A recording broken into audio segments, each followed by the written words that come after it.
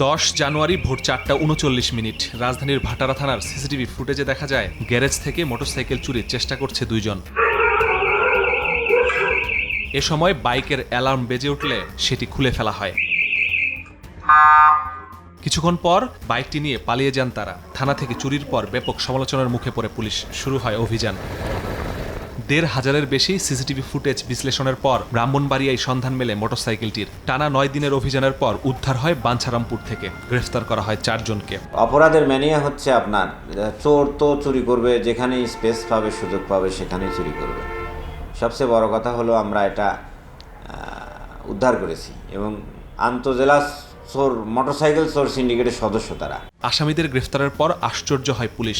2 চোরই শিশু, যাদের একজনের বয়স 15 আর একজনের 16। অন্য 2 জন রহমতুল্লাহ ও ইব্রাহিম এ চক্রের মূল হোতা। শিশুদের প্রশিক্ষণ দিয়ে চুরির জন্য ঢাকায় পাঠায় তারা। বিভিন্ন গ্যারেজের খোঁজ দেন চক্রের আরেক সদস্য সাইদুর। বসুন্ধরা আশেপাশে এলাকায় সাইদুর নামে একটা ছেলে আছে।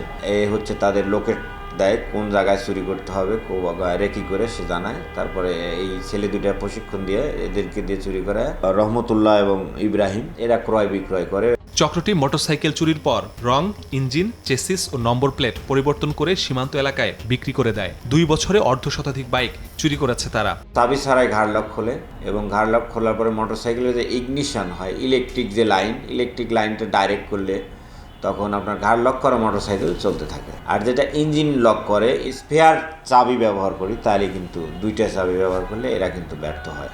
কেন ব্যর্থ হয়? 2টা চাবি তারা ভাঙতে খুলতে মিনিমাম 30 মিনিট সময় লাগবে। এই মতো অবস্থায় তখন মালিক হয়তো টের পেয়ে প্রোটেক্ট করতে পারে। চুরি করা মোটরসাইকেলগুলো তারা বিভিন্ন জায়গায় ক্রয় বিক্রয় করে, ট্যাম্পারিং করে, কাগজপত্র বদলায়, engine number, chassis number change করে হয়তো আমাদের দেশের সীমান্ত এলাকায় তারা এটা ক্রয় বিক্রয় করে।